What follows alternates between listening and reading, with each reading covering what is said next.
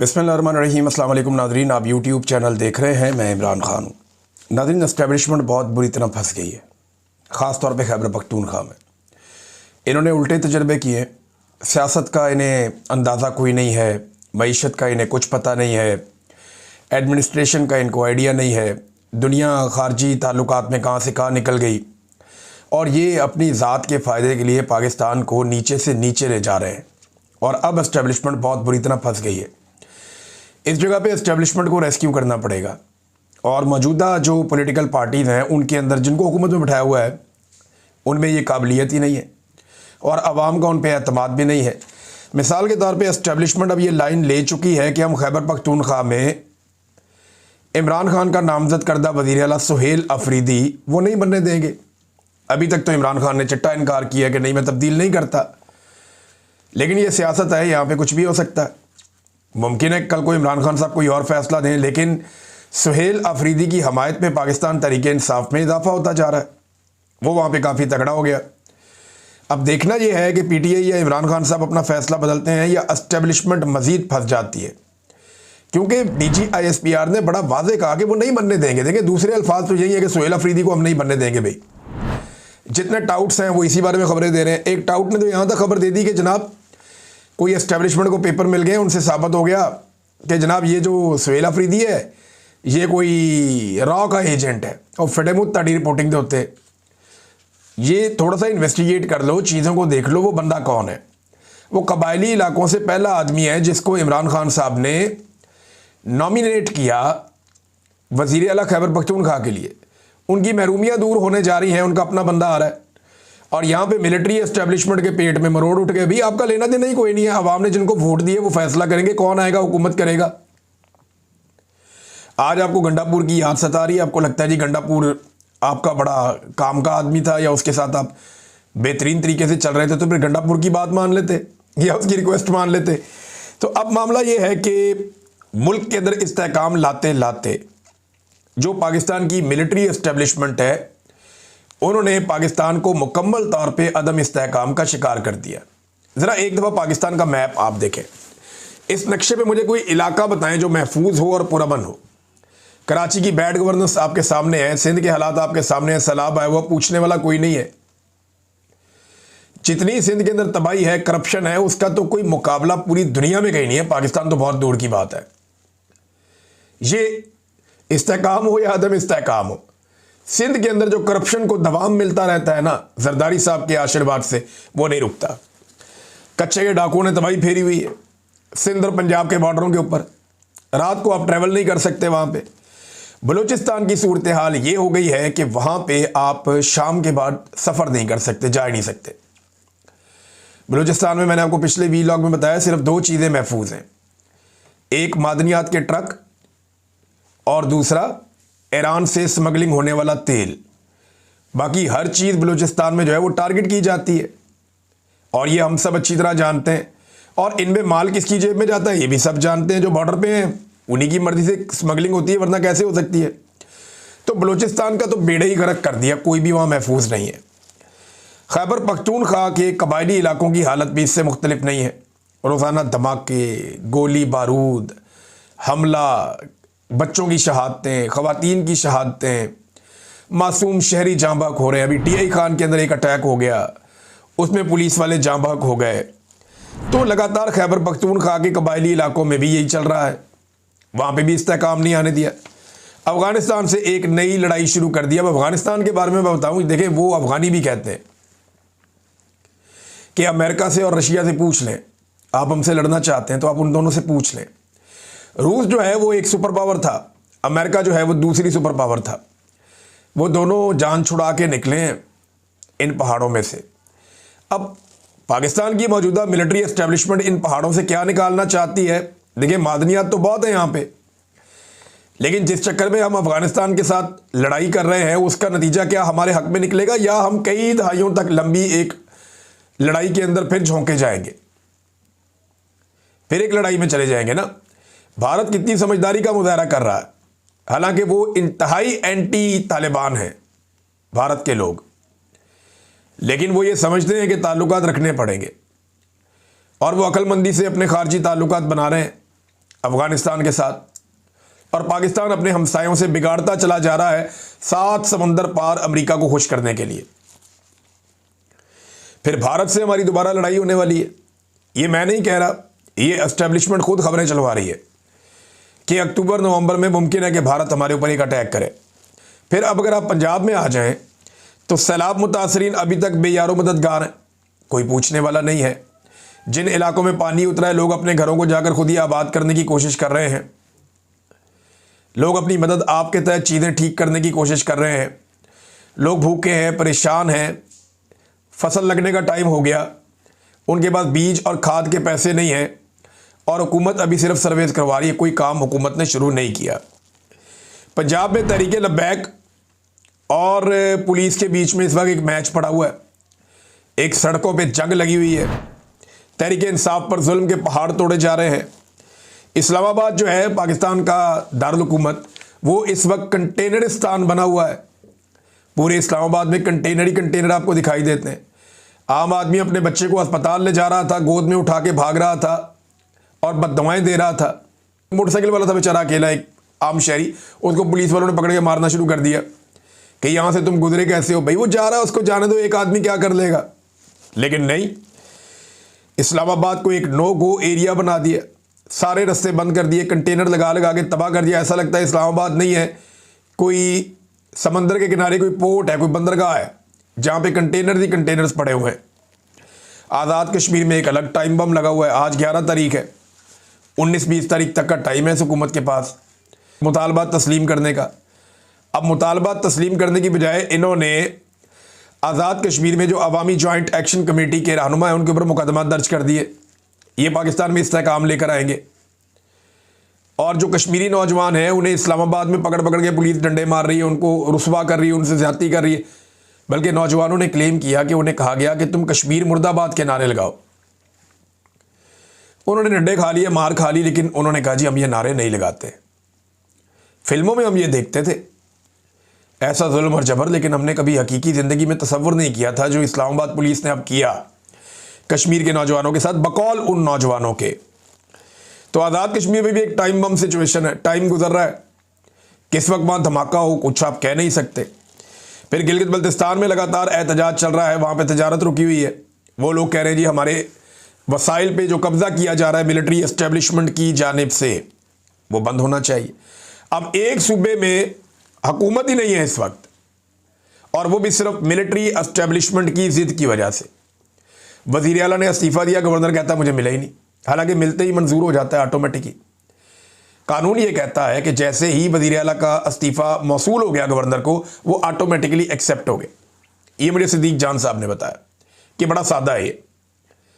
लेकिन अब मामला ये है कि एस्टेब्लिशमेंट की जिद है, इसको हम वज़ीर आला नहीं बनने देंगे। अवाम की जिद है, ये हमारा वज़ीर आला है, हमारे लीडर ने कहा हुआ है, तो एस्टेब्लिशमेंट अपने आप को बंद गली में ले गई। अब अगर ये इसको वज़ीर आला बनने देते हैं तो वो अवाम की ताकत से और अपने लीडर की विल से वज़ीर आला बनेगा, तो फिर तो वो एस्टेब्लिशमेंट की बात नहीं सुनेगा। उनमें कॉन्फिडेंस आ जाएगा कि हम एस्टेब्लिशमेंट की मर्जी के बगैर चीज़ें कर सकते हैं। और अगर एस्टेब्लिशमेंट नहीं बनने देती तो एस्टेब्लिशमेंट एक नई लड़ाई के लिए तैयार रहे। यहाँ पे खैबर पख्तूनख्वा में बड़ी चितरौल होगी पॉलिसी की, और वो इसलिए होगी कि लोग नहीं मानेंगे ये बात। मैं खैबर पख्तूनख्वा के चप्पे चप्पे में फिरा हूं। ये जब मैं बहुत मुश्किल हालात देख रहा था, भाग दौड़ में लगा हुआ था, कभी किसी पहाड़ पे, कभी किसी जगह पे, कभी कहीं में रहता था, लोगों से मुलाकातें भी होती थी बेशुमार, और बाज़ वक्त मैंने बड़ा अच्छा भी गुजारा खैबर पख्तूनख्वा में। तो गुज़िश्ता 1 साल, जब मैं इससे पहले मैं खैबर पख्तूनख्वा में रहा लगभग 1 साल तक, तो मैं लोगों से पूछता रहा, और मुझे 99% नहीं 100% लोग एक बात पे कायल थे, चाहे वो ANP के, चाहे फजलुर रहमान के, चाहे जमात इस्लामी के, चाहे PTI के। जितने ग्राउंड के ऊपर लोग हैं वो सारे के सारे नफरत करते हैं मिलिट्री ऑपरेशन से। वो सब कहते हैं जी मिलिट्री ऑपरेशन हम नहीं होने देंगे, मिलिट्री ऑपरेशन के वो खिलाफ है।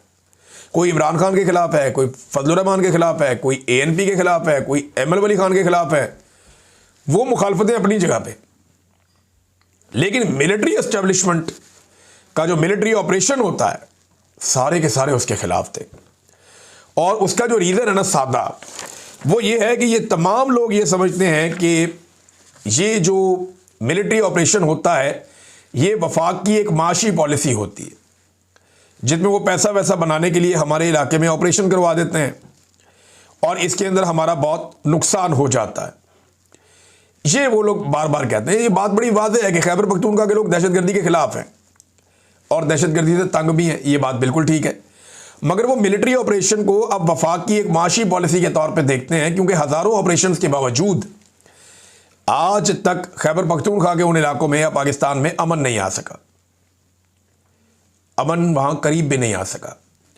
बल्कि जब जब ऑपरेशंस किए जाते हैं उस दौरान में बदअमनी बढ़ती चली जाती है। तहरीक लब्बैक सड़कों पे है, वो मामले पे मैं आता हूँ, लेकिन उससे पहले वज़ीर दिफा ने एतराफ़ कर लिया एक टीवी टॉक शो में कि तहरीक तालिबान लाने, जो टीटीपी वाले लोग हैं उनको वापस लाने की जो पॉलिसी है और जो प्रपोज़ल है वो जनरल बाजवा की थी। और जनरल बाजवा की दो प्रपोज़ल थी। एक वो तहरीक तालिबान को पाकिस्तान में लाना चाहता था, दहशतगर्दों को, और दूसरा वो पीडीएम को हुकूमत में लाना चाहता था। दो चीज़ें लेकर आया इस मुल्क पे जनरल बाजवा, जो उसने इस मुल्क पे एहसान किया। नंबर एक, जनरल बाजवा दहशतगर्दों को लेकर आया पाकिस्तान में, ये उसकी पॉलिसी थी, जिसके खिलाफ पाकिस्तान तहरीक इंसाफ के लोगों ने फैसला दे दिया। इमरान खान साहब ने ये मुकदमा रखा कौम के सामने, तहरीक इंसाफ के सामने भी रखा कि ये प्रपोजल है मिलिट्री एस्टेब्लिशमेंट की और ये चीज़ आई है, लेकिन तय हुआ कि इसको बैठ के पार्लिमानी तरीके से करेंगे, जमहूरी तरीके से। तो जमहूरी तरीके से इसको रिजेक्ट कर दिया गया अवामी मुंतखब नुमाइंदों की जानिब से, लिहाजा पॉलिसी होगी फारिग। तो जनरल बाजवा ने, एक तो जनरल बाजवा लेकर आए दहशतगर्दों को पाकिस्तान में, ये उनका एहसान है इस मुल्क पे। दूसरा, माशी दहशतगर्दों को भी जनरल बाजवा पाकिस्तान में लेकर आए, जिनको आज इक्तदार में बिठाया हुआ है। अब इंटरेस्टिंग बात यह है कि ये दोनों तरह के दहशतगर्द जो हैं, चाहे बंदूक वाले दहशतगर्द, चाहे मईशत वाले दहशतगर्द, इन दोनों को सहूलतकारी दी गई बाकायदा जनरल बाजवा के जाने के बाद भी।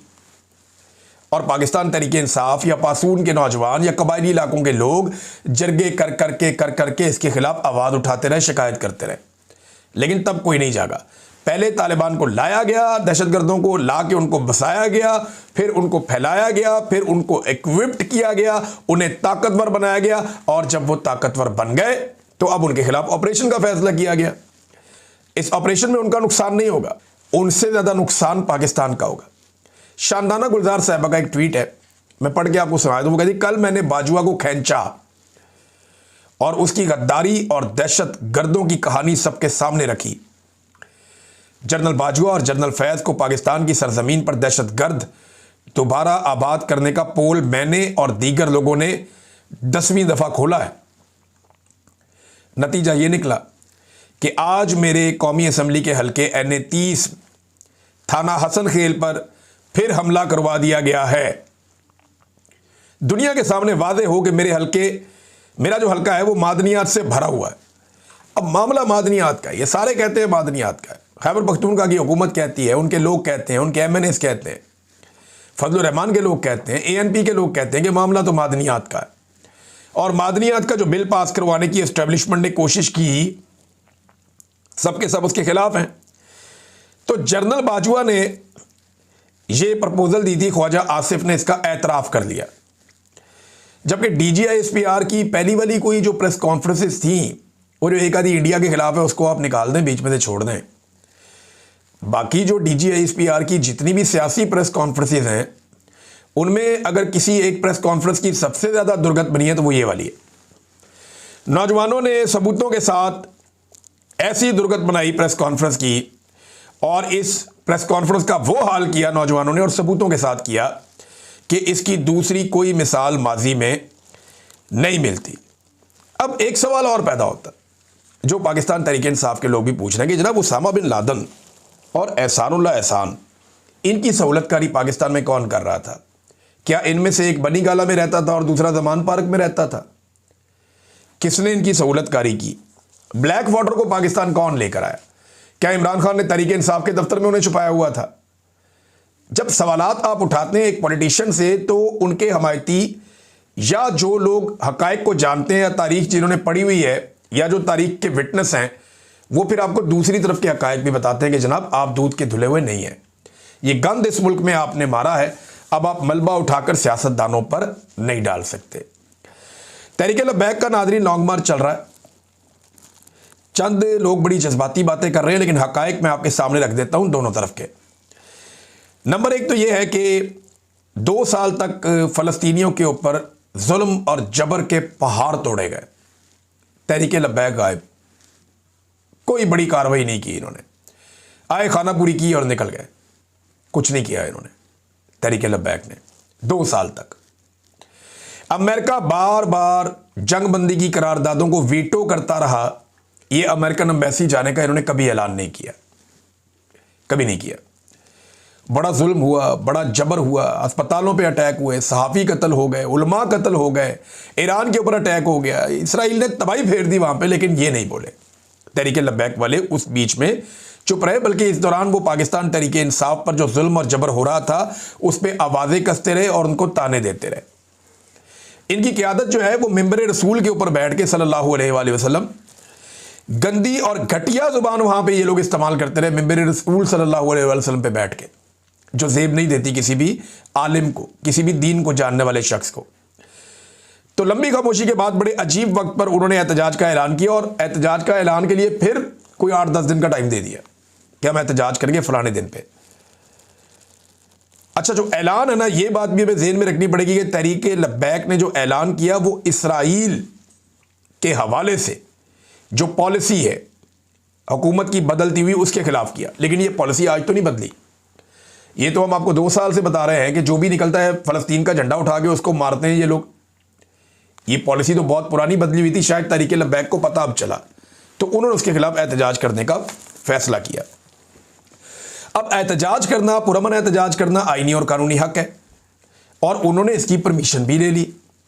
बाकायदा उनके पास कागज़ मौजूद है, वो दिखाते हैं जनाब ये डीसी का परमिशन है, हुकूमत का परमिशन है, ये हमने पूरा हर चीज़ कानूनी तकाजे पूरे किए, अनाउंस किया, तैयारियां की, अब हम जा रहे हैं मार्च करने, एहतजाज करने, रैली निकालने।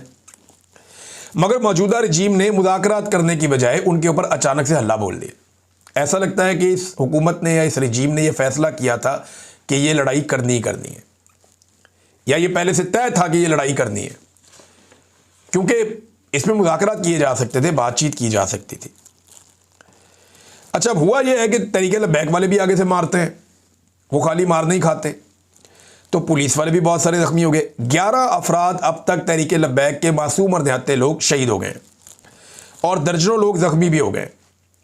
लेकिन इस सारे अमल में जो सबसे घटिया और गलीज हरकत की है पाकिस्तान के रियासती इदारों ने, जिसको बेगैरती आप कह सकते हैं, वो ये है कि उन्होंने एक मरतबा फिर चादर और चारदीवारी का तकद्दुस पामाल किया। तहरीक इंसाफ के कोई 1 लाख घरों का चादर और चारदीवारी का तकद्दुस पामाल हुआ है, तो तब किसी और को एतराज़ नहीं उठता, क्योंकि तहरीक लब्बैक पे भी हो रहा है, तो उन्हें आइडिया होगा कि ये कितनी तकलीफ दे चीज़ है। साद रिजवी के घर पे अटैक किया, बच्चे और औरतों को उठा के ले गए, कैसी बेशर्मी और डिटाई है, यानी ये तो किसी सूरत जायज़ ही नहीं है। ख़वातीन का इससे क्या ताल्लुक़ है, बच्चों का इससे क्या ताल्लुक़ है, वो अपने घर में मौजूद हैं, फिर वहाँ पे चंदे वंदे के बक्से खोल के दिखा रहे हैं जी ये चंदा है, ये पैसे हैं, तो भी चंदा ही आता है उनके पास, और क्या आता है। आप किसी भी चले जाएं दरबार पे, आपको ऐसे ही चंदा मिलेगा, इससे ज़्यादा मिलेगा। बाकी सारे मौलवी अगर आपके साथ चल रहे हैं तो उनका चंदा ठीक है, इनका चंदा गलत है, ये कैसे हो गया।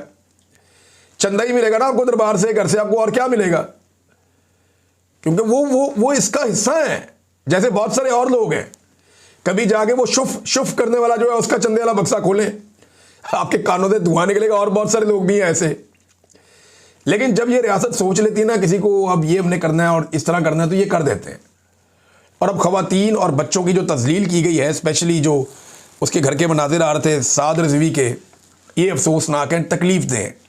ये हरकतें ज़ेब नहीं देती रियासत को, ये घटिया और गंदी हरकतें नहीं करनी चाहिए। बेशर्मी और ढिठाई पर मबनी ये कार्रवाई है जिसे फ़ौरन कंडेम करना चाहिए और तमाम लोगों को करना चाहिए। जिस तरह मैंने कल कहा कि जो DGISPR ने स्टेटमेंट दिया कि हुकूमत हमें कबूल नहीं है, इसको तमाम सियासतदानों को, वकला को, सिविल सोसाइटी को, जजेस को, सहाफ़ियों को और पाकिस्तान के हर शहरी को इसकी मजम्मत करनी चाहिए कि भाई इनकी जरूरत कैसे हुई ये बात की। इसी तरह ये जो चादर और चारदीवारी का तकद्दुस पामाल हो रहा है, हैदर मजीद पाकिस्तान तहरीक इंसाफ से ताल्लुक़, फ़ौजी अदालत से सज़ा दी, अब छूट कर आया है, उसके घर पे छापा मार के उसकी फैमिली के अंदर एक खातून को और उसके भाई को उठा लिया। अब बताएं ना, वहां पे भी तो जुल्म हो रहा है। तो माएँ बहनें सबकी साझी होती हैं जी, इज्जत सबकी होती है। तो ये ज्यादती है जो रियासत कर रही है, और ये बड़ी डिटाई से कहते हैं। तलाल चौधरी आता है, वो कहता है जी कि मरियम का दरवाज़ा तोड़ा, उसे गिरफ्तार किया, उसकी वालदा बीमार थी, उसका मजाक उड़ाया। तो तीनों चीज़ों का मैं ज़रा क्लियर कर देता हूँ। नंबर 1, दरवाज़ा तोड़ा था सेक्टर कमांडर वालों ने, जिनके आजकल आप जूते पॉलिश कर रहे हैं। अगर इतने एतराज़ है तो उनको पकड़ के सजा दें, नंबर 1। और वो सिंध में हुआ था, वहाँ पे पीपल्स पार्टी की हुकूमत थी और एस्टेब्लिशमेंट ने किया था। वहाँ पे जो सेक्टर कमांडर थे उन्होंने ये करवाया था। पीटीआई ने बल्कि आपको मौका दिया था कि असेंबली में खड़े होकर एहतजाज करो, आवाज़ उठाओ, ये गलत हुआ है। नंबर 2, आप कहते हैं गिरफ्तारी हुई मरियम नवाज की, तो और बेशुमार औरतों की हुई, लेकिन मरियम नवाज की गिरफ्तारी इज्जत के साथ हुई। ना उसे सड़कों पे घसीटा गया, ना जलील किया गया, ना चपेड़े मारी गई, ना धक्के मारे गए, बल्कि कानूनी प्रोसीजर फॉलो करके उसको दिखा के उसे गिरफ्तार किया गया कि ये मेरा नाम है, ये FIR है। ये जरा सनम जावेद की तरह घसीट के गाड़ी में नहीं फेंक दिया, ना उसकी बहन की तरह घसीट के खींच के ले गए, ना बाकी खवातीन की तरह। नंबर 3 यह है कि इमरान खान ने या उसके किसी वजीर ने, मुशीर ने, या सोशल मीडिया का जो ऑफिशियल ओहदेदार है, किसी ने भी कभी भी मैंने नहीं देखा कि कुलसूम नवाज की बीमारी का मजाक उड़ाया, नहीं देखा मैंने। बल्कि इनमें बेशतर लोग ऐसे हैं जिन्होंने उनकी बीमारी में उनके लिए दुआ की है। लाश का मजाक अगर किसी ने उड़ाया इस मुल्क में किसी सीनियर सियासतदान ने, तो वो मरियम नवाज है, जिसने लाश का मजाक उड़ाया, अरशद शरीफ की लाश का। एयरपोर्ट पे पड़ी है, इस औरत ने मजाक उड़ाया था। ये किरदार आपका है तलाल साहब। और इसके अलावा ख्वाजा आसिफ ने और दीगर आपके बहुत सारे वुज़रा ने इमरान खान को जब गोलियां लगी और वो चल नहीं पा रहा था, तो आप लोगों ने उसका मजाक उड़ाया। ये हरकतें घटिया आप लोग करते हैं, पाकिस्तानी ये हरकतें नहीं करते। आप लोग पाकिस्तानियों पे मुसल्लत किए गए हैं, आपकी गंदी ज़हनियत है, आप लोग ये गंदे काम करते हैं और गंदी हरकतें करते हैं और इल्ज़ाम लगाते हैं दूसरों पे। अब तक के लिए इतना ही। अपना ख्याल रखिएगा, अपने इस चैनल का भी। अल्लाह हाफ़िज़।